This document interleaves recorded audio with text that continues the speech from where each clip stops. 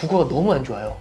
수학 포기하고 국어부터 해 이렇게 가는 겁니다. 네네. 지금 우리 수출이 나쁘지 않거든요. 네네. 수출 일단 신경 덜 쓰고 일단 그 국어부터 포커스해 하면서 환율을 던지면서 결국에는 이제 국내 내수 쪽에다 포커스를 두고 있는 거죠. 네. 이제 그런 전략이라고 보시면 되고.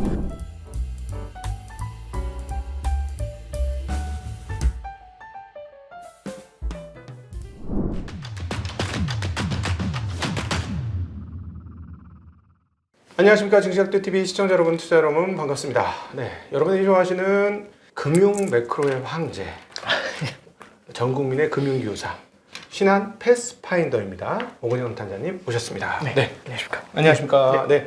어떻게 이제 패스파인더 이제 단장이 되셨어요. 그 예. 패스파인더 먼저 설명 한번 해주시죠. 예. 이제 신한 프리미어 패스파인더가 원래 풀네임인데 신한은행하고 증권의 박도기님처럼 이렇게 훌륭하신 분들, 이 전문가분들이 88명인데 네. 그분들 다 저희가 이제 같이 이제 그 프리미어라는 신한 프리미어라는 그 웰스 매니지먼트 브랜드죠. 그래서 우수 고객분들한테 그 전문가들이 애자일 조직처럼 딱 맞춤형으로 네. 항상 팀을 만들어가지고 유연한 팀이죠. 그때 딱 이슈에 맞는 주제들로 상담을 해드리는 네. 그런 팀입니다. 그래서 단장이라기보다도요. 네. 사실은 단장보다는 약간 총무 같은 느낌으로 아. 같이 이제 모시고 다니면서 최대한 좀 많은 말씀을 드릴 수 있도록 노력하고 있습니다.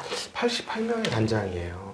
대단하다. 네, 부서 88명의 부서장이나 마찬가지인데 대단한 겁니다, 진짜. 네. 열심히 하겠습니다. 네. 자, 딱 오시는 날 네네. 한국은행 금토기가 있었습니다. 논란이 많았습니다. 저희 증시학도 TV에서는 동결 의견을 내긴 했는데 예. 동결됐어요. 네네. 근데 사실은 이번엔 동결을 해도 됐고 인하를 해도 됐어요. 예. 이 안에서 여러 가지 내용들이 막 섞여가지고 기자회견도 평소보다 좀 길었고 예. 논란도 좀 많았고 뭐 정치적인 이슈에 대한 언급도 좀 있고 네. 여러 가지 섞여 있었는데 자 어떻게 보시는지 한번 정리해 주시면 좋을 것 같습니다. 그러니까 열흘 전이죠. 열흘 전만 해도 전문가분들이 전체적으로 올해 금리 인하 1월달 인하를 좀 세 차례 연속 인하로 이제 생각을 했던 게 결국에는 우리나라 내수 경기가 많이 꺾일 것 같다라는 이슈. 그 이제 지난 11월 말에 기준금리 인하를 할 때는 환율의 불안 때문에 금리 인하를 안 할 줄 알았는데 금리를 깜짝 인하를 했죠. 네. 근데 그렇게 되면서 다들 좀 이렇게 놀랬는데 이번에도 그러면 그 논리대로 하면은 환율이 지금 1,450원, 60원이지만 지금 실물 경기 쪽에 포커스를 맞추면서 금리를 인하할 수 있지 않냐 이제 이런 이제 얘기가 나왔던 겁니다. 근데 약간 한국은행 쪽에서요 아마 12월 말경이었을 거예요. 네. 12월 말경에 뭐가 있었냐면 한국은행 이제 금통위원 한 분이 이제 얘기하셨던 게 뭐냐면 한국은행 입장에서 성장과 물가와 금융안정 이 세 가지의 목표가 있는데 이 세 가지가 서로 상충될 때는 성장이 가장 후순위라는 얘기를 해요. 실물 경제가 둔화가 되더라도 물가하고 금융 안정이 만약 이슈가 된다면 네. 그거를 흔들어 놓을 수 있다는 얘기죠. 네. 그러니까 그 얘기가 이제 나온 거고 그다음에 이제 한은 총재 코멘트가 있었던 게 인티그레이트드라고 해가지고 통합된 통화 정책에 대한 얘기를 해요. 그게 뭐냐면 미국이 아니라 한국과 같은 신흥국 입장에서는 통화 정책을 쓸 때 물가만 보면서 가면 답이 없다. 네. 그래서 항상 방금 말씀드렸던 것처럼 성장과 물가와 금융 안정을 함께 고루 고민을 해야 된다. 오늘도 사실은 그 얘기가 나왔었어요. 기자회견 때. 네. 그걸 이제 얘기를 이제 하는 한번 그 세미나가 있었어요. 거기서 이제 한은 총재 직접 발표를 했는데 거기서 이제 어떤 얘기를 했냐면 환율이 올라가는 것이 있는데 환율의 레벨보다 변동성이 중요하다는 표현에 대해서 구체적인 설명을 해줘요. 그 얘기가 되게 중요한데 잠깐만 볼게요. 네. 환율이 얼마가 올라가든지 간에 사람들은 환해지라는 걸 할 수가 있어요. 네. 근데 환해지라는 걸 할 수가 있는데 만약에 환율이 너무 빠르게 올라가잖아요. 그러니까 예를 들어서 이제 이런 거죠. 제가 3개월 동안 환해지를 한다고 치는데 지금 환율 보면서 설마 3개월 안에 1,500원 넘겠어? 이런 생각을 하잖아요. 그럼 1,500원 밑으로 잡아놔요. 네. 근데 만약에 단기에 환율 변동성이 탁 튀면서 환율이 1,550원 탁 올라가잖아요. 환해지 계약을 해놨으면 이거 증거금을 더 내야 돼요. 그럼 제가 없는 돈을 갖다 어디서 끌어와가지고 메워야 되잖아요. 네. 그럼 굉장히 기업이 힘들어지는 거죠. 제 입장에서 어딘가 이 증거금을 갖다 더 메워줘야 되니까. 네. 그러면은 오히려 환율이 뛴 게 단순히 어떤 수출 이런 얘기가 아니라 예상하지 못했었던 자금이 더 썬크가 그렇죠. 되는 문제가 생기는 거지 않습니까? 예. 그래서 시장이 만약 환율이 올라가더라도 예측 가능하게 올라가는 게 레벨이 상승한다라는 표현을 쓰는 거고요. 네. 그리고 이제 말씀드렸던 것처럼 환율이 너무 급격하게 상승을 했었을 때는 예측 가능성이 떨어지게 되면은 오히려 우리나라 실물 경제 주체들 입장에서도 네. 그게 저희 관리가 잘 안 되는 문제가 생길 수가 있는 거지 않습니까? 예, 그래서 환율의 어떤 레벨보다는 변동성이 중요하다. 이제 이런 얘기를 이제 했었던 겁니다. 그러니까 이제 결국에는 1,400원, 1,500원 뭐 이런 게 중요한 게 아니라 단기에 급격하게 변동을 할 때는 그걸 어떻게든 눌러주겠다는 이제 그런 표현을 쓴 거죠. 지금 잠깐 보시면은요, 단기로는 환율이 좀 많이 올라온 게 분명히 보이죠. 11월 달 말 대비해가지고. 두 번째는 1,485원에서 1,460원으로 눌러놓긴 했지만, 네. 문제는 이제 그 다음 주에 트럼프 취임이 있어요. 네. 근데 트럼프가 취임과 동시에 여러 가지 패키지들을 준비하고 있다고 하는데 뭐가 나올지는 모르겠어요. 네. 근데 그 패키지들이 나왔을 때 이게 외환시장에는 영향을 줄 가능성이 있겠죠. 네. 근데 거기다 대고 우리가 금리를 먼저 인하하고 들어가잖아요. 그러면 외환시장의 변동성이 높아질 가능성이 있지 않습니까? 우리는 금리를 인하해서 실물 경기를 부양하고 싶은데 네. 환율 변동성이 높아지면은 말씀드렸던 것처럼 오히려 증거금의 리스크 같은 것들도 생겨날 수가 있지 않습니까? 네. 그러면은 신중할 필요가 있겠죠. 그래서 트럼프 취임식을 좀 건너뛰고 2월 달을 보려는 게 굉장히 컸던 것 같고요. 네. 그래서인지 이제 트럼프 취임식이다 이런 표현들보다는 한 번 정도는 쉬어가면서 외환시장의 변동성이 어떻게 움직이는지를 좀 보면서 가고 싶다라는 코멘트가 나오는데 이번에는 정확하게 그 플로우를 따라준 게 아닐까 그렇게 생각을 하고 있습니다. 그러니까 이번 한국은행의 금리 동결은 다른 그 무엇보다도 환율, 예, 즉 그렇죠. 금융 안정 측면에서의 환율 변동성이 네, 그렇죠. 커지는 것을 막기 위해서 네네. 금리를 내리지 않았다. 네, 그렇죠. 그럼 다음번에 내립니까? 다음번에는 내릴 가능성이 있죠. 네. 왜냐하면 이게 사실은 미래를 보면서 움직일 수는 없지만 사실은 관세라든지 이런 것들이 일단은 그래도 한 달 반 정도 지났을 때는 조금은 더 클리어해지는 면이 분명히 나타날 거지 않습니까? 네. 지금은 예측 자체가 안 되고 기사 같은 걸 보면은 관세에 대해서도 여러 가지 얘기가 나오죠. 혹시 그렇죠. 그런 기사 보셨어요? 인터널 레비뉴 서비스라는 게 있는데 그게 뭐냐면 그 미국 입장에서 IRS라고 해서 그 미국 국세청이잖아요. 네네. 지금 ERS를 만들고 싶답니다. 인터널이 아니라 엑스터널이거든요. 네. 근데 이게 왜 나오냐면 트럼프는 감세하고 관세가 핵심이잖아요. 감세를 통해서 법인세를 낮춰서 미국 경기를 부양하겠다. 이게 포인트인데 감세를 하면 재정 적자가 커져요. 그렇죠. 그럼 재정 적자가 커지는 거에 대해서 어떻게 할 건데라고 하니까 트럼프가 얘기하는 거죠. 황당하게 증세할게요. 네. 말이 됩니까? 네. 이렇게 되는데 갑자기 들어보세요. 미국 내에선 감세하고 다른 나라한테 증세하면 되죠. 네. 그 다른 나라한테는 증세가 관세죠. 그렇죠. 그래서 관세를 갖다가 굉장히 강하게 때리게 되면은 많이 걷어야 되지 않습니까? 그렇죠. 그럼 N의 숫자를 키워야 되죠. 그래서 보편 관세를 때리려고 하는 거고 고율 관세를 때리려고 하는 거지 않습니까? 네네. 그러면은 보편 관세, 고율 관세가 어떻게 나올지 모르잖아요. 패키지로 초반에. 만약에 이게 생각보다 세게 나오면 오히려 환율의 상승의 요인이 될 수도 있겠죠. 네. 예, 이런 부분에 대해서는 경계를 좀 하고 가겠죠. 근데 일단 예를 들어서 45일 정도 지나면은 초반에 들어왔을 때 관세를 어떻게 준비하겠다라는지 그런 것들이 아웃라인이 좀 나오면서 그러겠죠. 외환 시장이 그래도 그 영향에서 조금은 좀 자유로워지는 면이 있겠죠. 그리고 만약에 트럼프 트레이드를 생각해서 과도하게 달러가 세졌던 거라면 그런 것들이 좀 풀려 나오는 이슈들도 생길 수 있잖아요. 네. 그래서 한 템포 보고 가려는 모습이 조금 더 센 거 아닌가 그렇게 생각하고 있습니다. 그럼 만약에 이제 한 템포 쉬었다가 이제 그 트럼프의 정책사 방향을 보고 금리를 내리면 지난번 최상무 부총리 얘기했던 것처럼 원화의 뉴노멀 시대, 즉 1,400원이라는 뉴노멀의 시대가 이제 본격화 계속 되면서 네. 일본 엔화도 엄청 약세잖아요. 네네. 옛날 뭐 80원, 100, 달러당 80원, 90원, 100원 하던 게 100엔 하던 게 지금 뭐 150엔, 160엔 뭐 이렇게까지 그렇죠. 되니까 네. 그럼 우리도 이제 1,150원이 장기 이동 평균 근처였는데 이제는 그건 이제 다 물 건너갔고 네. 앞으로 무조건 1,400원 이상, 1,500원 막 이렇게 놀 건가 하는 고민을 하게 돼요. 그럼 네. 해외여행은 어떻게 가지? 뭐 이런. 네네네. 네, 그렇죠. 예. 네, 네. 근데 이제 저도 그 생각은 좀 드는 게 환율을 2004년부터 봤거든요. 이제 2004년, 5년 넘으면서 이게 환율이 1,000원이 깨지더라고요. 2005년에. 네. 그래서 2007년 10월에 900원이 되더라고요. 네, 네. 그때 전망은 700원이었고요. 달러 700원 간다. 예, 예. 그때는 달러가 계속 빠질 이유밖에 안 보이더라고요. 미국의 힘은 약해질 거고 달러는 끝났다.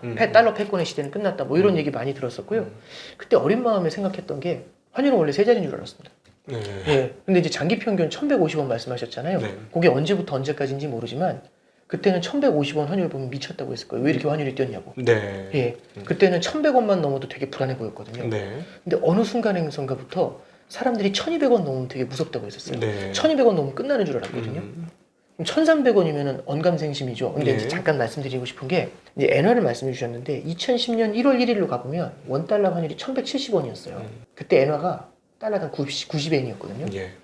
지금 엔화가 160엔입니다. 그렇죠. 원화가 1,460원이에요. 원화는 한 30% 정도, 20 몇 프로 절하된 거거든요. 네. 엔화는 원화로 따지면 1,800원 찍은 거나 다름없죠. 네. 따올랐죠. 그렇죠. 네. 아베노믹스 때문에 엔화가 엄청나게 절하가 될 때 원화는 1,200원에 상단이 불안하면 이걸 눌러줘야 되잖아요. 예. 그럼 엔화는 약세인데 우리가 강세죠. 원화가 네. 그러면 1,200원에 버텨주잖아요. 엔화 대비 원화는 어마어마한 강세인 거예요. 그렇죠. 옛날에 1,200원 하던 게 지금 930원이니까요. 그렇죠. 네. 1,200원도 아니고요. 2012년 가보시면은 1,550원 했어요. 100엔당 그렇죠. 네. 1,550원 했는데 지금 930원이잖아요. 그것도 네네. 많이 오른 거지 않습니까? 네네. 만약에 855원까지도 갔었죠. 예, 그렇죠. 만약에 네. 우리가 환율을 1,350원에서 막고 있잖아요. 막고 있는데 지금 엔화가 160엔이면 아마 원엔 환율은 850원 네, 됐을 것 같은데요? 또 그렇겠죠. 예. 네, 또 그럴 그 거예요. 레벨 됐겠죠. 예. 그럼 우리가 지금 내수가 어렵지 않습니까? 네. 그럼 수출이 어떻게 될까요? 음. 그 질문이 지금. 네. 그러니까 뭐냐면 이런 것 같아요.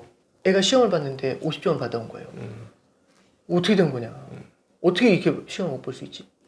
너무하지 않습니까? 그래서 혼청 혼냈는데 알고 보니까 그 평균이 30점인 거. 네. 전체 평균이. 예, 근데 칭찬을 할 수는 없죠. 네. 아무리 그래도 50점은 너무한 거 아니냐? 네네. 이렇게 얘기해야 되겠죠. 그러니까 우리 애만 50점이면 다 잘 봤는데 우리 애만 50점이 심각하죠. 예.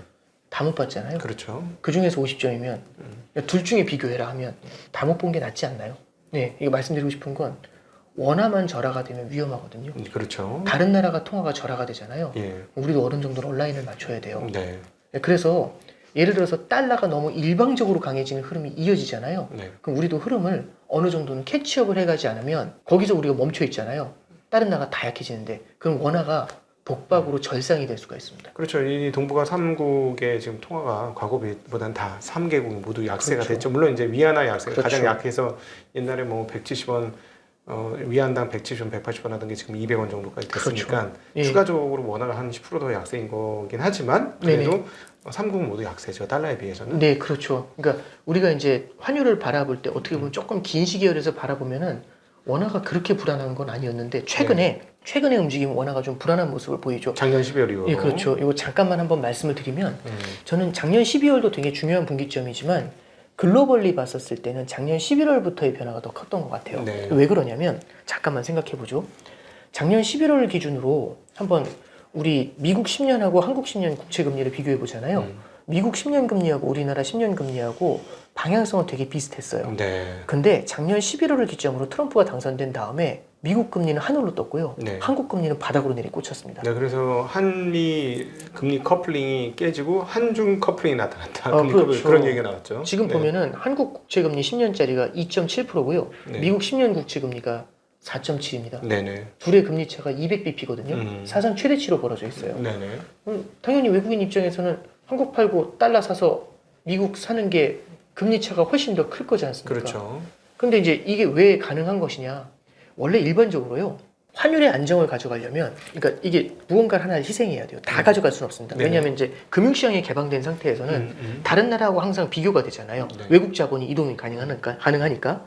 그러면 만약에 환율의 안정을 가져가려면 미국하고 금리의 온라인을 맞춰야 돼요. 네네. 미국이 올리면 우리도 올리고, 미국이 내리면 우리도 내리고, 이거 어느 정도는 맞춰줘야 되거든요. 네네. 물론 정도차는 존재할 수 있겠지만, 그래서 이 온라인을 맞춰가야 되는데 작년도 11월부터는요 분위기가 좀 바뀐 것 같아요. 네. 뭐냐면 대외 균형보다 대내 균형이 더 중요하다고 보는 것 같아요. 내수 왜냐하면 경기. 관세를 때릴 거지 않습니까? 네. 그럼 그 충격이 신흥국한테 와요. 네. 그럼 수출이 어려워질 거잖아요. 그러면 내수라도 키워야겠죠. 그래서 한국뿐만 아니라 지금 유럽중앙은행도 그렇고 캐나다, 호주, 뉴질랜드, 네. 대부분 스위스 이제 이런 국가들이 전부 다 뭐 하고 있냐면 중국도 마찬가지고 자국 통화 절하하려고 해요. 금리를 낮추려고 하거든요. 네. 내수의 금리를 낮추면 저금리라는 선물을 내수에 주죠. 그러면은 차가웠던 내수가 좀 성장하겠죠. 네. 근데 미국은 금리가 높은데 우리만 금리를 낮추면 네. 다른 나라들만 그럼 달러는 강해지면서 다른 나라 통화가 약해지죠. 그렇죠. 그러면 미국 이외 국가들은 지금 어떤 옵션을 받은 거냐면 저금리의 고환율 옵션을 받은 거예요. 네. 내수의 저금리가 좋을까요? 안 좋을까요? 내수의 저금리가 좋죠. 좋겠죠. 네. 수출의 고환율이 좋죠. 좋죠. 네.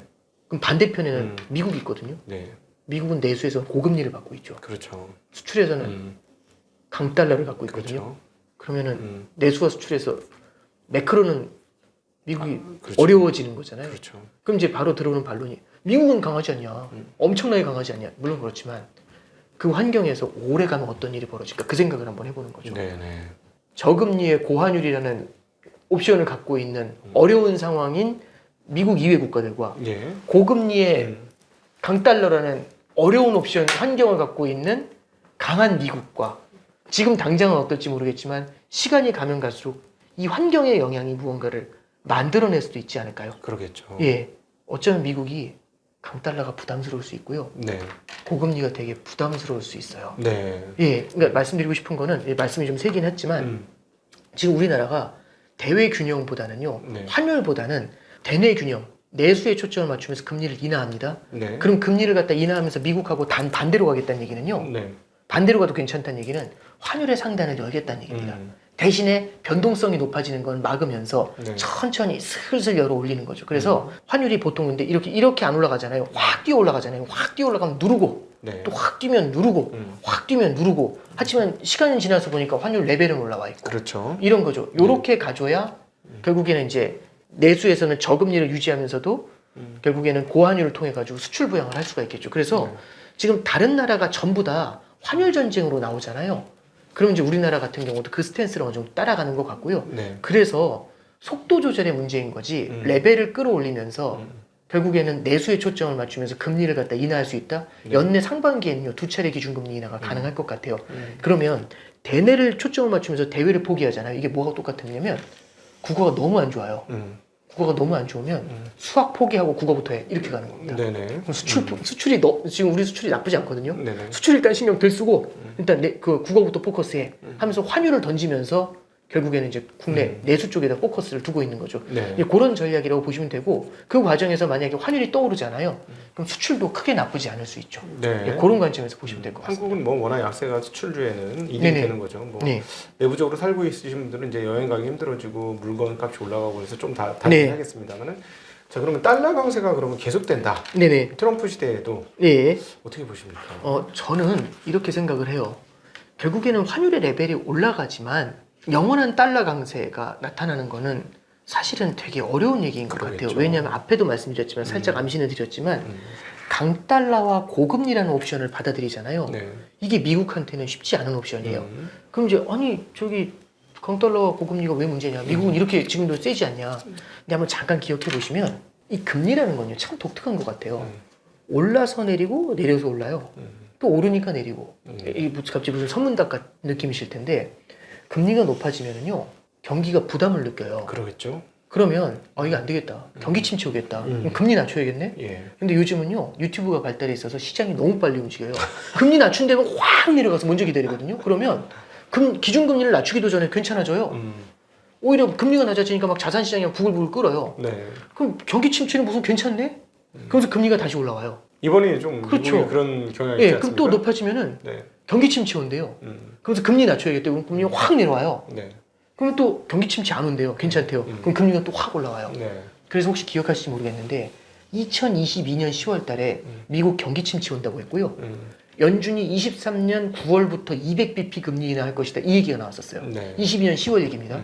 그 다음에 23년 10월에 미국 국채 금리가 5% 갔었거든요. 네. 그때 미국 경기 침체 온다고 했었고 연준이 2.5%까지 기준금리 인하해야 된다고 24년 내내 7번 인하해야 된다 그 얘기가 있었어요.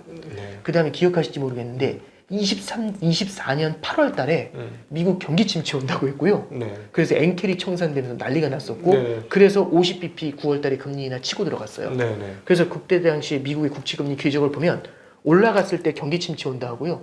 확 잡아내리잖아요. 네. 그럼 괜찮네? 하다가 또 오르고 이렇게 돼요. 그러면 다시 여쭤볼게요. 지금 미국 10년 국채 금리가 4.8에 와 있습니다. 네네. 이게 계속 올라가고 강달러가 계속되면 미국 어떤 얘기 나올 것 같으세요? 미국이 힘들어지죠. 그러면 이제 또 경기 침체 얘기 나올 수 있잖아요. 네. 그러면 연준의 금리 인하가 지금 네. 올해 한 번이나 없을 수도 있다면서요. 또 쫙 늘어나요. 네. 거기가 실제로 죽어버리면. 네. 금리를 이렇게 요동을 치게 만들어 버릴 수가 있습니다. 네. 네, 그래서 저는 이제 말씀드리고 싶은 건요.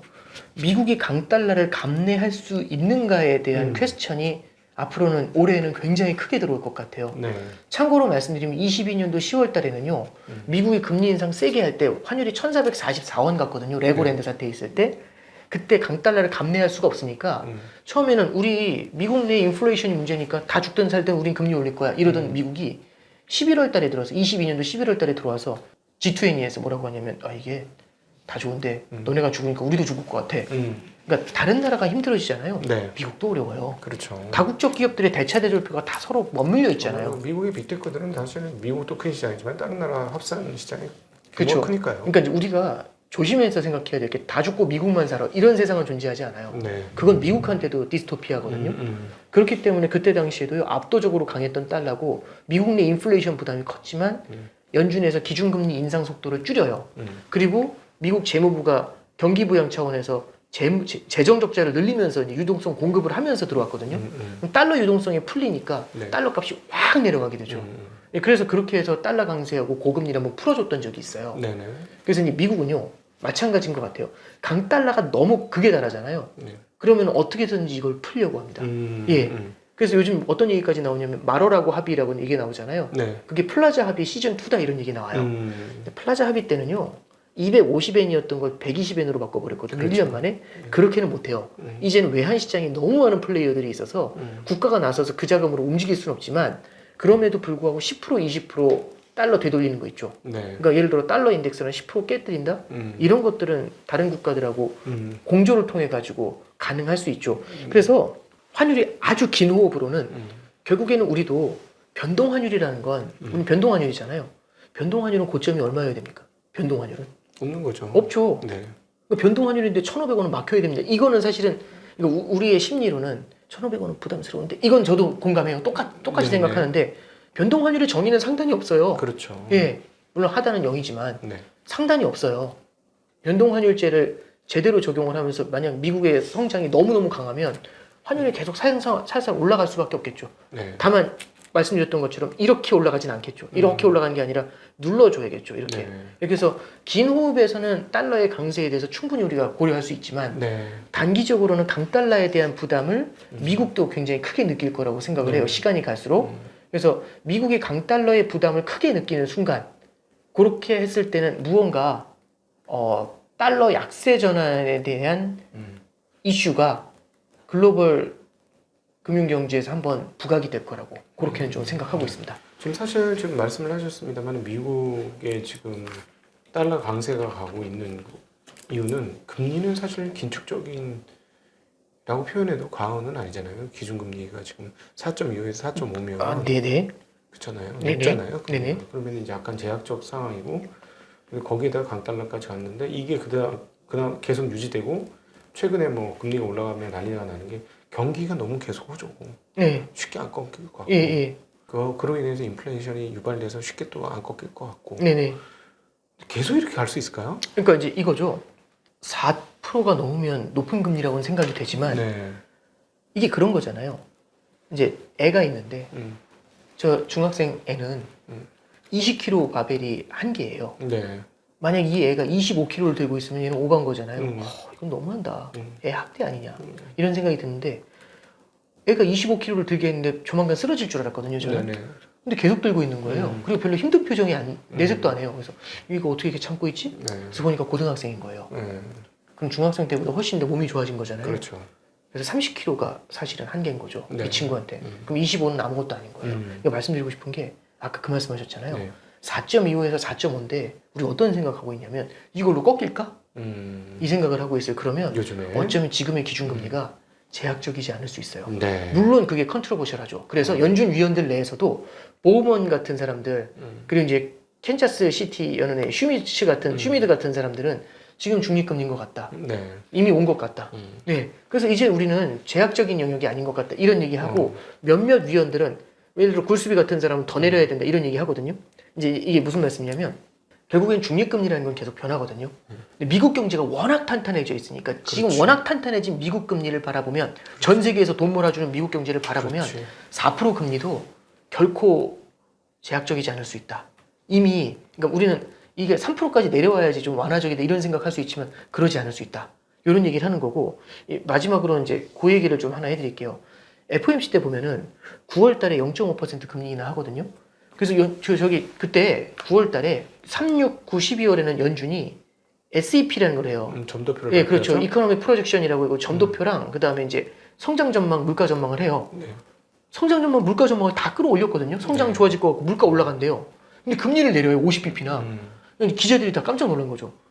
이게 말이 되냐? 네. 어떻게 생각하냐고. 그랬더니 파월 회장한테 전부 다 그때 기자회견할 때 전부 물어본 게 아니 어떻게 성장과 물가 전망이 양호한데 어떻게 금리를 50bp냐 말이 된다고 생각하냐.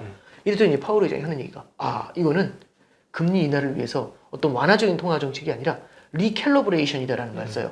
리캘러브레이션은 계산을 다시 한 거죠. 뭔가 재조정하는 거예요. 네. 뭐냐면 지금 금리가 너무 제약적인 영역에 있어서 너무 제약적인 거를 어딘지 모르지만 이 중립적인 영역까지 빠르게 다시 재조정하는 과정이야 라고 얘기하는 거죠. 네. 그래서 여기서 어떻게 되든지 간에 성장도 물가도 높으면 여기서 조금 더 중립금리가 올라오지만 이미 우리 금리는 5.5라서 이 위에 있어. 그래서 네. 재조정할 뿐이야. 이렇게 해서 끝내거든요. 예. 12월 달 FOMC 때 뭐라고 하냐면 파월 회장도 그렇고 그 밑에 있는 연준 위원들도 이제 재조정은 끝났어 이 얘기를 합니다. 그러면 이제 재조정이 끝났다는 얘기는 지금이 중립금리인지 아닌지는 모르지만 이제는 어느 정도는 너무 높은 영역에 있는 건 아니라는 거를 모두가 공감하고 있는 거죠. 네. 그럼 금리 인하의 룸이 크지 않은 거예요. 그러니까 매우 긴축적이었는데 이제는 네. 그냥 저스트 단지 그렇죠. 긴축적인 예. 이런 정도 수준이라는 거죠. 예, 그러면 이제 여기서 이제 어떤 말씀이 또 가능하냐면 괜찮은 거냐? 근데 이런 케이스가 있을 수 있어요. 아까 그 중학생 얘기. 중학생이 25kg 들고 있는 게 괜찮아요. 그래서 이거 이제 애가 성장해서 애가 체력이 강해져서 저게 되는구나. 근데 그게 아니라 알고 보니까 이제 곽도기 부장님이 얘기한 거죠. 30분만 이거 멀쩡한 표정으로 들고 있으면 10만 원 줄게. 그랬더니 애가 사려고 들고 있는 거였어요. 알고 보니까. 네. 너무너무 그냥 사기가 올라서 들고 있었는데 30분 지나니까 이제 애가 앞으로 쓰러져 버리는 거죠. 네. 그러니까 알고 보니까 25kg를 못 견디는 거였어요. 그렇지. 알고 보니까. 지금 미국 경기가 그렇게 될 수도 있다는 얘기를 4. 살짝 하시는 그렇죠. 거죠? 4.25에서 4.5가 우리는 멀쩡하다고 생각하고 있는 거죠, 네. 지금. 근데 알고 보니까 금리가 계속 내려가 줄 거라는 기대감을 갖고 힘들 땐 언제든지 내려줄 거니까 우리 형님이 뭐 이런 생각하면서 언제든지 괜찮을 거는 그 낙관론이 네. 어마어마한 사기 충전을 만들면서 네. 4.25, 4.5에도 버티고 있는 거예요. 지금 미국 경기가 버티고 있는데 속으로는 골병 들고 있을 수도 있다는. 그렇죠. 그러면 어떻게 되냐면 만약에 금리 더 안 내릴 것 같아. 이런 얘기가 만약 들어오잖아요. 그러면 이렇게 되는 거죠. 30분 후에 10만 원 안 줄 수 있대요. 이렇게 되잖아요. 그러면 갑자기 분위기가 확 바뀌어요. 그래서 혹시 기억하실지 모르겠는데 작년 8월에 엔캐리 청산이 있었잖아요. 네. 작년 8월에 경기 침체로 확 돌아서는 그 순간은 되게 짧았어요. 네. 그래서 그때 무슨 얘기가 있었냐면 재작년 10월에 경기 침체, 그러니까 22년 10월에 경기 침체 얘기 나왔을 때랑 23년 10월에 나왔을 때랑 작년 7, 8월에 나왔을 때랑 작년 7, 8월에 경기 침체를 말할 때요. 분위기가 너무 한꺼번에 확 바뀌었어요. 그때 저기 매파였던 위원들도 더들리, 에리언 이런 사람들도 갑자기 등장해서 얼굴이 하얘져서 빨리 금리 내려야 된다고. 금리 높게 유지해야 된다고 했던 사람들이 갑자기 등장해서 빨리 내려야 된다고 이랬거든요. 네. 왜냐면 시그널이 보인 거예요. 안 주는구만. 그러면서 이제 애가 쓰러지려고 하는 거죠. 근데 거기에 얘기하는 거죠. 줄 거야. 그럼 또 네. 근데 지금 안 준다고 하면. 그러니까 이제 우리가 이게 제약적인지 아닌지는 금리 레벨을 갖고 생각할 게 아니라 그걸 받아들이는 경제의 실질 체력이 어떤지 그리고 그게 실질 체력이 아니라 사기를 갖고 움직이는 건지 멘탈 게임인 건지 그것도 좀 볼 필요가 있습니다. 그래서 되게 복잡한 거죠. 맞습니다. 오늘 아침 새벽에 끝난 미국 증시도 보면 또다시 배드이스 굿이 됐어요. 그러니까 지표가 꺾이면서 네. 지표가 나쁘게 나보자 시장이 네. 아주 하락을 하던 게 벌떡 이러면서 나스닥 지수 같은 경우는 2%의 높은 상승을 보여주었는데 결국은 지표가 나쁘니 이제 또 금리를 내릴 수 있을 거야. 근데 아마 직전까지 뭐 채권 금리가 10년물이 4.8%를 찍고 뭐 30년 5%를 찍고 했던 거는 이러다가 이거 또 금리 또 올리는 거 아니냐는 불안감이 있었던 것 같아요. 네네네. 네, 이제 그거를 이제 오늘 조금 취해 준 것 같은데 근데 앞서 저게 섞여 있는 것 같지 않습니까? 지금 골병은 들고 있는데 겉으로 보기엔 또 멀쩡해 미국이. 차 중에서 엑셀이 너무 잘 밟히는 차 있잖아요. 네. 엑셀이 밟으면 확 가고요. 네네. 브레이크는 확 멈추는. 네네. 약간 그 느낌? 네. 지금의 미국 경제가 왜냐면 워낙에 이게 우리 유튜브가 발달했다는 말씀 드렸잖아요. 미국 좋다면 확 몰려요. 근데 아닌 것 같은데 확 빠져요. 네. 그러니까 뭐냐면 달려갈 때는 세게 달려가다가 멈추면 너무 세게 멈추는 거죠. 그러면 회복을 할 때도 경기 침체하는데 경기 부양한다는데 그러면 과거에 경기 부양 때 침체에 있던 걸 끌어올렸었던 걸 워낙 많이 봤잖아요. 코로나 때부터. 그렇죠. 야, 그 코로나에 가라앉는 것까지 위로 던져버리니까 야, 그럼 대박인데 하면서 침체하는데 돈 버나? 하면서 확 끌어올리잖아요. 그러면 엑셀이 그 어느 때보다 세게 먹혀요. 네. 부양을 쓰면 그냥 위로 확 끌어올리는 거죠. 그러니까 0.25만 낮춰도 시장에서는 0.25가 아니라 뒤에 양적 완화부터 시작해서 이 선물이 쫙 기다리겠다고 그 꿈을 꾸니까 요즘은 부양책 리스트를 다 알아요, 사람들이. 네네. 예. 옛날에는 양적 완화라고 해도 그게 뭐지 이랬는데 파월 이러면 연준 의장 우리가 왜 알아야 돼요? 뭐 이런 느낌이었는데 요즘은 다 알잖아요. 네. 경기 부양 얘기 나오잖아요. 그럼 밑에서부터 되돌리는 게 되게 커져요. 근데 경기 부양 안 한다는데 그러면 하면서 실망도 되게 빨라져요. 네. 그럼 이제 확 주저앉고. 그래서 저는 지난 몇 년간의 3년간의 흐름을 보면은 네. 되게 루프를 돌았다고 생각을 해요. 우리는 굉장히 많은 여러 가지 일들을 겪었지만 네. 결국에 이런 루프를 도는 거죠. 처음에 인플레이션이 온대. 금리 올려야지. 그 금리가 높아진다는 데에 대한 두려움이 커져요. 예. 근데 금리가 높아지는 상태에서 물가까지 높잖아요. 그랬더니 실물 경제가 위축이 되면서 리세션, 그러니까 경기 네. 침체 쇼크가 와요. 경기 침체 온다네? 그러면 공포에 떨어야 되잖아요. 갑자기 공포에 떨다가 빙긋 웃어요. 왜? 선물 줄 거니까. 네네. 그러면 금리가 확 내려가고 달러가 확 빠져요. 네. 자산시장 쪽으로 돈이 확 들어와요. 그렇죠. 엑셀 밟은 것처럼 확 네. 들어와요. 그러면 무슨 경기 침체? 음. 멀쩡해져요. 네. 근데 멀쩡하니까 인플레이션이 안 잡히잖아요. 그렇죠. 인플레이션이 꽤 오래 가네? 네. 금리 또 올려야겠네? 그럼 경기 침체 올 거 아니야. 으아 하다가 빙긋 웃어요. 네. 왜냐면 금리 내려줄 거니까. 네. 그럼 또 자산시장이 잘 버티면 또 인플레이션이 안 잡히네? 네. 이거를 세 바퀴, 네 바퀴 돌았어요. 지금 무슨 단계냐면 무슨 얘기하고 있냐면 네. 금리 안 내려온다는데 네. 2단계예요. 네. 그럼 이거 오래 가면 어떻게 될 것 같으세요? 그 다음에 경기 침체 온다는데 이 얘기 또 나올 것 같지 않으세요? 그렇죠. 그럼 어떻게 될 것 같으세요? 이번에 그랬죠. 금리 인하 해야죠. 이 얘기 또 나올 것 같지 않으세요? 네, 이번에 그런 거예요.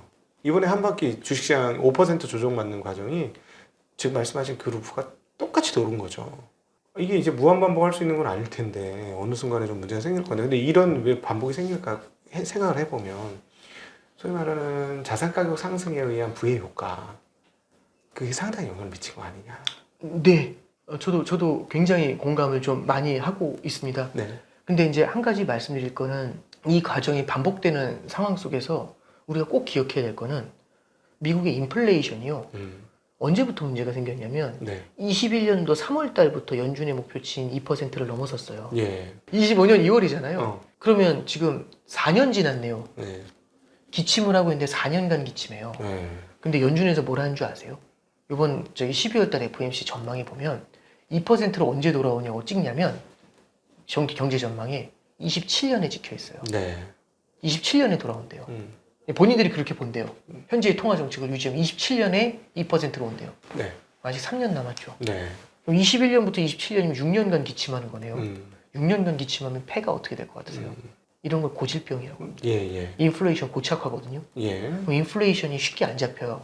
인플레이션은 심리와 같아요. 그러니까 그런 말씀 들어보셨잖아요.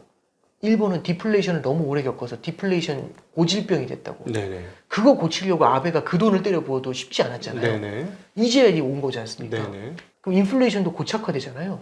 그 심리를 잡기가 되게 어려워요. 예. 고착화가 되면 첫 번째는 치료가 어렵고요. 네. 두 번째는 되게 쉽게 재발합니다. 네. 고질병이 되면. 예. 그럼 옛날에 비해서 인플레이션이 조금만 부양책에서 탁탁 튈 수가 있죠. 탁탁. 네네. 그럼 옛날처럼 부양책을 과감하게 쓸 수 있을까요? 이렇게 보시면 될 것 같아요. 두통 환자가 있어요. 머리가 너무 깨질 것 같이 아플 때마다 단 걸 먹으면 낫는 거예요. 홍길동이 예, 네. 두통 환자인데 단 걸 많이 먹으면 나요. 머리 아픈 게. 머리가 너무 아파가지고 엄청 먹은 거예요. 근데 이제 홍길동이 나이가 먹다 보니까 네. 단 걸 먹으니까 당뇨가 온 거예요. 예. 양방으로 고생하는 거잖아요. 근데 그렇죠. 당을 잡지 않으면 안 되잖아요. 그렇죠. 그래서 단 걸 못 먹어요. 4년간 못 먹었어요.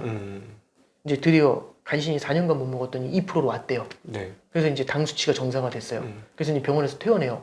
퇴원하면은 바로 단 걸 퍼먹으면 되잖아요. 근데 퇴원할 때 의사가 뭐라고 할 것 같으세요? 나가서 마음껏 드세요 이럴 거 아니면 나가면 그렇죠. 진짜 이제 이거 정상 아니라고 네. 조심하셔야 된다고 네. 식단 조심하시라고 단 거 드시면 안 된다고 네. 후자 아닐까요? 물론 그렇죠. 의사분들이 겁을 많이 주긴 하지만 네. 그럼 홍길동이 옛날만큼 단 걸 먹을 수 있을까요? 그러면 옛날만큼 먹을 수 없다면 예. 우리는 옛날에 그런 생각을 했어요. 옛날에 과거와 같은 저금리가 유지되는 로직에는요. 저금리를 유지하고 조금만 어려우면 돈을 많이 풀고 예.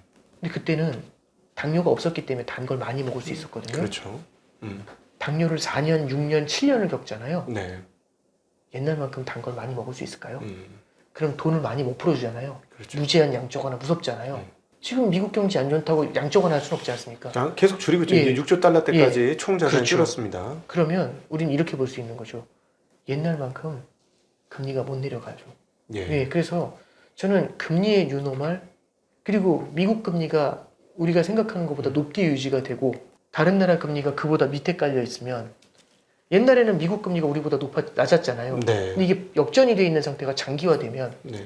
그게 환율이 고스란히 변동환율제니까 그걸 흡수하겠죠. 예. 그럼 환율의 뉴노멀, 금리의 뉴노멀 이런 것들에 대해서 우리가 충분히 고려할 수 있는 그런 때가 아닌가 싶습니다. 네. 그러니까 이제 장기적으로 달러의 구조적 강세, 인플레이션 때문에 금리를 많이 낮출 수 없기 때문에 미국이 그래서 상대적으로 타국 대비 높은 금리를 그 인플레이션으로 인해서 유지할 수밖에 없고 그렇게 되니까 상대적으로 높은 금리로 인한 통화 가치가 상대적으로 높은 상태 네. 유지, 즉 네네. 달러의 상대적 강세 네, 그렇죠. 상황들이 앞으로도 계속 유효하다. 아, 네네. 예. 네. 저는 그렇게 보고 있습니다. 음. 이게 달러의 환율이라는 건 아까도 금리도 말씀드렸지만 올라서 내리고 내려서 오르는 게 있거든요. 네. 달러도 마찬가지예요. 너무 많이 오르면 환율은요. 각국에서 한쪽으로 일방적으로 쏠리면 국가들끼리 연합체로 공조를 해서 찍어 누를 때도 있어요. 네. 그러면 환율도 이런 움직임은 충분히 보이겠죠. 그렇지만 굉장히 긴 호흡의 추세에서는 강세 움직임을 보이지 않을까라는 생각은 좀 하고 있습니다. 네. 네. 자, 그러면 이제 우리 시청자분들은 앞으로도 원화가 옛날만큼 1150원 같은 그런 상황이 오는 게 쉽지 않다라는 거는 좀 깔고 가시면 좋을 것 같습니다.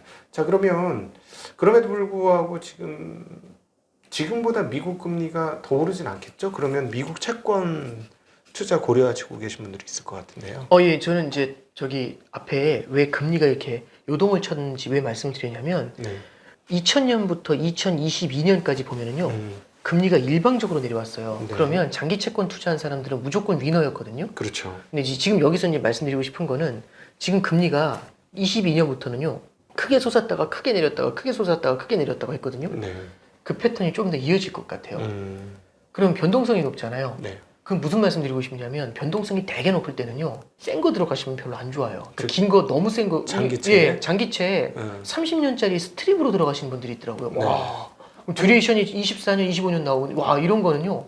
아유, 뭐 저기 그 정도면 코스피로 다행이에요. 따지면 3배 레버리지예요. 곱하기 200 하시는 분들 그렇죠. 예, 그런 것 저기 레버리지 쳐서 들어가시는데 네. 그러면 6배 레버리지잖아요, 사실. 네. 그래서 저는 장기채를 적립식으로 꾸준히 쌓아가신다? 음. 이런 거는 막 가다가 언제 경기 침체에 대한 얘기가 나올지 모르는데 그때가 오면 금리가 확 내려가잖아요. 네. 예, 그럴 때 이제 차익을 먹고 나오겠다. 목표 수익률을 잡고 들어가는 건 모르겠는데 네. 야, 많이 올랐으니까 많이 내리겠네 하면서 들어가시잖아요. 네. 생각보다 오래 버틸 때가 있고요. 그 다음에 이제 더 이상 못 버티게 돼 던지면 그때부터 찍어 누르고 그래서 이 변동성이 높을 때는 이제 기본적으로 채권 트레이딩 많이 안 해보셨잖아요. 네. 그렇잖아요. 그래서 이럴 때는요. 함부로 막 채권 하시는 것보다는 단기와 장기 비중을 좀 나눠서 들어가시는 게 그리고 시점도 나눠서 네. 적립식으로 들어가시잖아요. 그러면은 양호한 성과가 있지 이런 그림은 못 볼 것 같아요. 네. 그래서 이런 지금 지난 2년간의 흐름이 22년도 10월이 미국 10년이 4.5인가 그랬고 예. 그 다음에 23년 2월이 미국 10년이 3.7이었거든요. 23년 10월에 5.0, 작년 2월에 3.7, 그 다음에 24년 4월에 4.7, 그 다음에 24년 9월에 3.6, 네. 그 다음에 지금 또 4.8이거든요. 네네. 맞아요. 그러니까 옆으로 박스를 만들고서 구간이 네. 3.6에서부터 4.8로 왔다 갔다 한 거잖아요. 그렇죠.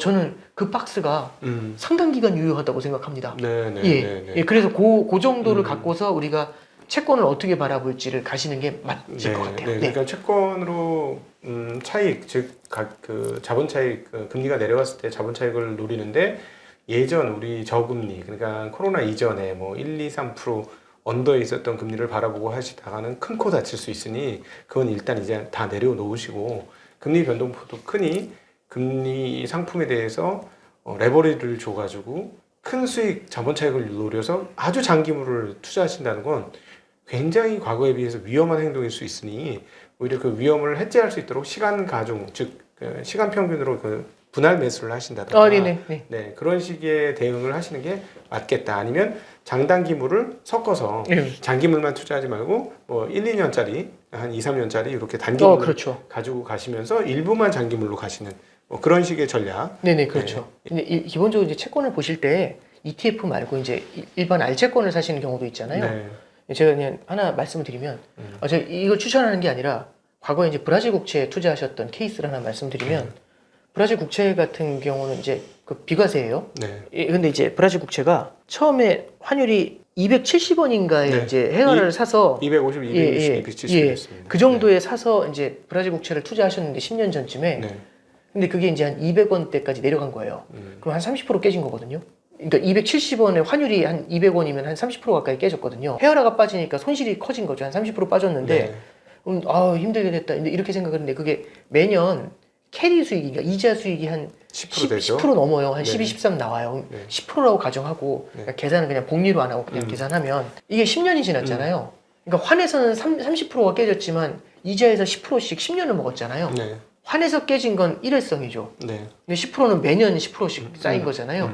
그럼 그냥 10년 쌓였다고 하면 100%죠. 네. 10%씩 10번이니까. 그럼 30%를 빼면은 70% 이익이 났지 않습니까? 네. 그러니까 이제 우리가 채권을 투자할 때는 이자 수익이라는 게 별도로 존재한다. 지금 우리가 채권 투자할 때 보면은 자본 차익을 되게 많이 생각하시는데 네. 이자 수익이라는 것도 한 예를 들어서 7년에서 10년 사이 구간으로 가져간다고 하면 네. 길게 가져가면은 손실이 안 날, 그러니까 예를 들어서 이거죠. 환율이 얼마까지 빠지든지 네. 아니면 금리가 얼마까지 뛰든지 간에 이 정도 이상으로 안 뛰지라고 생각을 하고 이자 차익으로 그걸 메울 수 있다면 네. 그런 프레임을 만들어 놓고 채권 투자하시면은 맘 편히 좀 하실 수 있는 그런 장점이 있습니다. 사실 미국 채권도 4.5%가 넘어가니까 10년물 국채 그렇죠. 금리 그리고 뭐 5년물도 뭐 그렇죠. 4%대 중반되니까 굉장히 그렇죠. 금리가 캐리가 좋아요. 네, 그렇죠. 네, 그러니까 캐리만 보고 투자할 만한 한데 문제는 환이 문제지 않습니까? 아, 그렇죠. 네. 그러면은 너무 이제 환까지 곱하기를 해버리면 너무 어려우니까 네.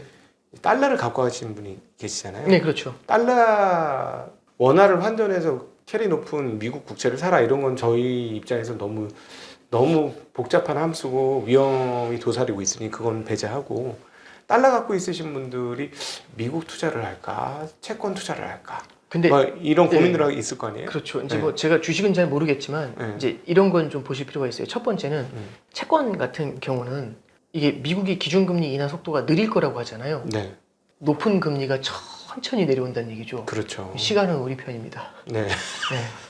왜냐하면 단기채의 가장 무서운 금리가 빨리 내려오면 네. 내가 그 높은 금리를 잠깐밖에 못 향유를 한다는 건데 네. 천천히 내려오죠. 하이어 포로 온 거잖아요. 그럼 네. 단기채한테 되게 유리한 거거든요.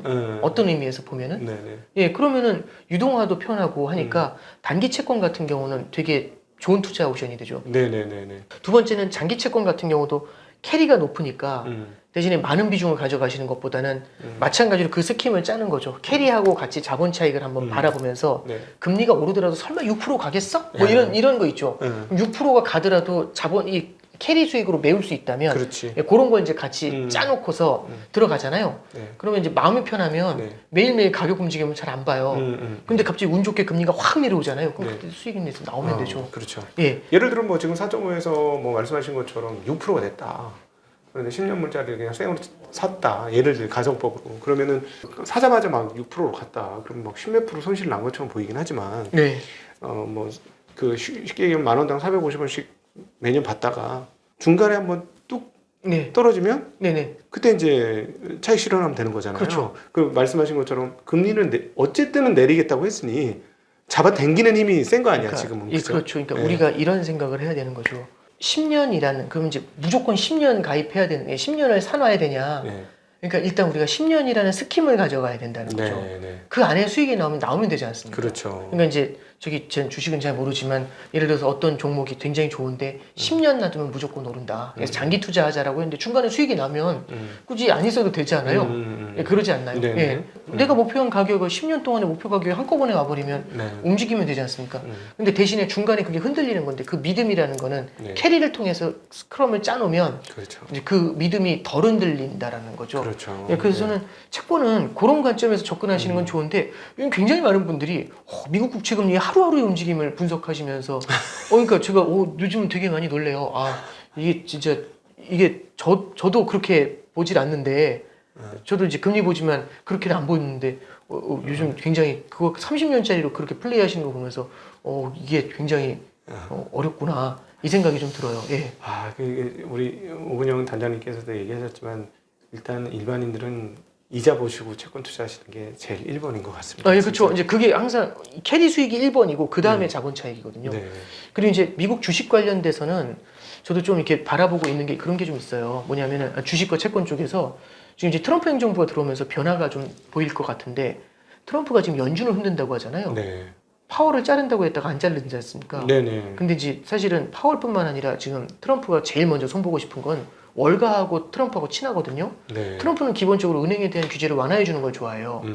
그 미국 연준의 규제 담당자가 있잖아요. 네. 마이클 바라는 사람이 있어요. 그 사람이 오바마 행정부에서 재무부 차관했던 사람이에요. 예. 트럼프 입장에서 별로 안 좋아하겠죠. 네. 그 사람이 지금 바이든 행정부 때 규제 담당 그 연준 부의장으로 왔어요. 네. 그래서 그 사람이 SVB 사태 파산하는 걸 보면서 은행들 자본을 확충하라고 네. 은행 규제 강화하겠다고 이랬거든요. 그래서 제이미 다이먼 같은 AP 모건 수장 같은 사람들 학을 떼었어요. 아 이거 장난하는 거냐고. 그래서 트럼프가 당선이 됐잖아요. 네. 그러면 이제 파월도 손봐야겠지만 파월보다 마이클 바를 손봐야 돼요. 네네. 그래서 이제 취임한 다음에 마이클 바를 손볼 것이다라는 예상이 좀 많았는데 이제 일주일 전에 저기 사임하셨어요. 아 그래요? 마이클 바가. 자동으로? 예, 그러니까 먼저?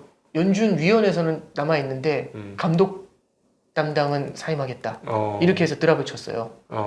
그러면 규제의 핀이 뿔렸죠. 네. 규제의 핀이 뿔리면 은행이 미국 국채를 사기에 유리해지는 환경이 생깁니다. 네. 왜냐하면 국채를 산 만큼 자본을 채워야 됐거든요. 그렇죠. 국채를 사면 이제 물건을 바꾸고 현금을 그렇죠. 물건으로 바꿨기 때문에 그 현금이 쪼그라드니까 대출권에 대한 현금 보유 비중이 일종의 그 은행의 안전 그렇죠. 예. 자산 이건 그러니까 BIS 자본 비율 같은 경우 자본 됐죠. 비율 그거 되는데 근데 그 가끔씩 국채를 자본으로 채워 그 뭐랄까 인정해 주는 경우도 있잖아요. 그렇죠. 그게 이제 네. 그 SLR 규제라는 게 있는데 되게 힘들 때는 그걸 갖다 일시적으로 허용해 줄 때가 있었어요. 네. 그게 코로나 때 1년간 인정해 줬거든요. 네. 그런 다음에 1년 돼서 좀 더 인정해 주지 그랬는데 그거 드랍 쳤어요. 네. 근데 이제 뭐 어떤 형태로 나타날지 모르지만 네. 은행들에 대한 규제가 완화가 되잖아요. 그럼 은행들 같은 경우는 아무래도 미국 국채를 살 수 있는 룸이 좀 생겨나게 되죠. 네. SVB 사태를 바라보면서 미국의 시중은행들이요. 미국 국채, 장기 국채 살 때 좀 조심스러워졌어요. 그러겠죠. 왜냐하면 예금 받은 걸로 장기 국채 샀다가 금리 확 뛰어가지고 망했거든요. 그렇죠. 예. 근데 이제 그런 규제들을 좀 풀어주게 되면은 좀 움직임이 달라질 수 있죠. 근데 그 규제 푸는 게 좋은 거다 나쁜 거다라는 그건 둘째치고 그 평가는 제가 할 수 있는 건 아니고. 네네. 근데 다만 그런 것들이 국채 시장의 수급으로는 조금 식차를 두고서는 반영이 될 수도 있지 않겠냐. 네. 예, 그런 생각은 하고. 국채를 많이 사게 된다는 건 국채가 인기가 있어서 가격이 올라간다는 얘기고 그 얘기는 금리를 안정시킨다는 얘기죠. 떨어진다는 네. 얘기죠. 네. 그리고 이제 하나 더 말씀드리면 아까 전에 트럼프 행정부에서 그 ERS라고 해서 엑스터널이라고 해서 관세를 많이 부과한다는 말씀드렸잖아요. 네. 그거 얘기하시는 분이 이제 스티브 배넌이라는 사람이 있어요. 네. 그 스티브 배넌이라는 사람이 재정 적자를 어떻게 하면 해소할 수 있냐. 그래서 관세를 때리면 된다. 이렇게 얘기를 하면서 그 다음에 뭔 얘기하냐면 관세뿐만 아니라 미국이라는 아름다운 하우스로 들어와서 플레이를 하시려면 입장료를 내셔야 되지 않겠어? 이런 얘기를 해요. 네. 외국인 투자자들한테 수수료를 부과할 수 있다는 걸 검토한대요. 그게 뭐냐면 지금 우리는 관세는 재화가 국경을 넘을 때 세금을 때리는 거잖아요. 네. 자본이 국경을 넘을 때 세금을 때릴 수 있어요. 옛날에 토빈세라고 있었죠. 그렇죠, 브라질. 브라질 국채 13년 전쯤에 살 때는 6%나 토빈세를 내고 샀어요. 자본이 국경을 넘을 때 수수료를 부과할 수 있다는 얘기를 하고 있습니다. 네. 예. 만약 그게 이제 부과가 되면 달러가 어떻게 될까요? 왜냐하면 달러를 사서 자산을 사야 되잖아요. 네. 해당 미국 자산에 대한 수익률, 기대 수익률이 떨어지잖아요. 그럼 수요가 줄어들 수 있죠. 확 줄죠. 토빈세 없앴잖아요. 결국 네. 브라질 국채 팔아먹으려고. 그럼 달러가 네. 그럴 때는 약세로 전환될 수 있죠. 그래서 그 지금 스티브 배넌이 그 얘기를 며칠 전에 했는데 이틀 전에 했는데 그 전에 라이트 하이저라는 사람이 있었어요. 로버트 라이트 예, 하죠. 라이트 무역 하이저, 대표부 그렇죠. 대표. 예, 네. 그 사람이 자유무역이라는 환상이 있거든요. 그 책이 있어요. 네. 그게 이제 되게 중요한 책인데 그 책에도 뭐가 나오냐면 라이트 하이저가 달러 강세를 푸는 방법 중에 하나는 자본 이동에 대해서 세금을 때릴 수 있다. 네. 그 얘기를 써요. 그러면 달러에 대한 수요, 미국 자산에 대한 수요가 줄어들게 되면서 달러가 약세를 보일 수 있다. 네. 그러면 수수료를 걷잖아요. 토빈세도 결국에는 재정 적자를 메울 수 있지 않습니까? 네네. 근데 저도 그럴 것 같아요. 딱 보면 너무 우리 하우스로 너무 많이 들어와요. 지금 뭐 끝도 없이 들어와요. 난리죠. 난리도 아니라 계속 네네. 들어와요. 그러면 네. 이 들어오는 사람들한테 다 걷으면 어떨까? 이런 생각 할 것 같아요. 네. 그럼 재정 적자 많이 메울 것 같지 않아요? 지금 미국 전 세계 그 투자 자산 중에서 오늘 발표했던 블랙록의 AUM 총자산 중에서 주식이 상당 부분인데 그 주식 투자의 대부분 한 60% 가까이 미국이에요. 네. 60% 넘게, 60% 넘게가. 네. 네. 그래서 저는 이제 금리나 환율이나 굉장히 높은 변동성이 있을 것 같다라고 생각을 하고 네. 그 기저에는 방금 전에 말씀드렸던 과거하고 바뀌어버리는 환경도 있겠지만 뒤집어진 금리 같은 것들 방금 말씀드렸던 것처럼 트럼프의 정책들 중에서 되게 깜짝 놀랄 만한 정책들이 몇 개 있어요. 네. 예, 그런 것들이 검토되고 있는데 만약 그게 현실화가 된다면 생각하지 못했었던 반향도 나타날 수 있지 않겠나 그렇게 생각합니다. 트럼프가 부동산 업자고 고금리 절대 좋아할 태생적으로 고금리를 싫어할 사람인데 네, 저금리를 좋아하고 네, 상식적으로 봤을 때는 트럼프가 당선되면 경제를 계속해서 부흥하고 싶어가지고 금리를 찍어 누르는 인하 압력을 상당히 하지 않겠습니까? 네, 그렇죠. 인플레이션 관세까지 되면 인플레이션 문제가 있는데 그럼에도 불구하고 금리 인하를 종용을 할까 그런 네. 궁금증 좀 있어요. 예, 만약에 트럼프가 만약에 그렇게 나오잖아요. 네, 19년도에는 그게 가능했어요. 그렇죠. 그래서 연준한테 후다고 가지고 금리 인하하게 만들었거든요. 근데 트럼프가 20년도에 코로나 사태 터졌죠. 그때 미국이 제로까지 금리를 내렸어요. 네, 그때 일본이랑 유로존은 마이너스 금리 갔거든요. 네, 근데 미국은 마이너스 금리를 안 갔어요. 파월 그렇죠. 의장이. 네, 그러니까 트럼프가 화가 나가지고 딴 나라 다 마이너스 금리였는데 왜 마이너스 금리 안 하냐고 20년도 4월 달에 그걸 또 파월을 뭐라고 해요. 네, 근데 딱 두 번 그 얘기한 다음에 그 다음부터 마이너스 금리 얘기를 안 해요. 아마 제 생각엔 한마디 들었을 거예요. 네, 네, 네. 주위에 있는 참모들이 각하 그러다 달러 패권 날아갑니다. 이 얘기 아마 들었을 거예요. 네, 네, 네. 그 다음부터 아무 얘기 안 했어요. 마이너스 금리 얘기 안 했거든요. 네, 네, 네. 말씀드리고 싶은 거는 트럼프도 무리수를 둘 수는 없어요. 마냥 금리를 낮출 수 없거든요. 만약 단기 금리를 마냥 낮추잖아요. 그럼 그때는 자경단이 부활해요. 네, 채권 자격단. 그렇죠. 네, 왜냐하면 그 얘기는 단기 금리가 내려오는데 장기 금리가 솟아버릴 수 있어요. 네, 장기 금리를 조절하려면 양적 완화로 풀어야 되는데 양적 완화를 풀면 네. 여기서는 기대감을 만들게 되면서 인플레이션이 솟을 수 있습니다. 네, 그러니까 예를 들자면은 단기 금리는 기준금리를 낮추면서 따라 내려올 수밖에 없고, 뭐 3개월, 6개월, 1년짜리는 따라 내려오니까 단기 금리 떨어뜨릴 수 있는데, 금리를 낮춤으로써 돈이 더 풀리고, 그래서 사람들이 돈을 잘 쓰게 되면 인플레이션 올라올 거라고 예상한 채권 시장 플레이어들이, 이거 인플레이션 오니까 심각한데 하고 장기채를 사면서 장기채를 올린다. 그게 그렇죠. 자경단적 활동이다. 이렇게 네, 설명하신 그렇죠. 거죠. 예. 네. 인플레이션이 19년도하고 달리 지금은요, 인플레이션이 남아있기 때문에 트럼프가 그렇게 마구잡이로 연준을 흔들 수는 없고요. 네. 만약 흔들게 되면은 인플레이션을 자극할 수가 있습니다. 네. 예, 그게 하나의 우려사항입니다. 이제 그 한국의 금리가 동결되었고, 저 미국의 트럼프 대통령 취임이 직전인 상황에서 과연 달러는 어떻게 봐야 되고, 한국 원화는 어떻게 봐야 되고, 미국의 금리는 어떻게 봐야 되고, 또 한국의 금리 상황 어떻게 봐야 되고, 경기는 어떻게 봐야 되고, 인플레이션 어떻게 봐야 되고, 참 이 혼란 속에 있었던 분들에게 우리 오건영 단장님께서 아주 큰 해안을 주신 것 같습니다. 아닙니다. 네, 어떤 그 이정표가 몇 개가 타다닥 찍혀가지고 동서남북 좌우 어디의 방향이 길이 나 있는지 좀 확인하는 그런 시간이 아니었나 감사합니다. 싶습니다. 네. 네, 오늘 귀한 시간 만들어주신 우리 오건영 단장, 오건영 신한 프리미어 패스파인더 단장님과 한국의 원화 그리고 금리, 미국의 달러, 금리, 그리고 인플레 등등에 대한 주요한 내용들을 다뤄보았습니다. 함께해 주신 모든 시청자분들께도 감사 인사 드리겠습니다. 인사드립니다. 고맙습니다.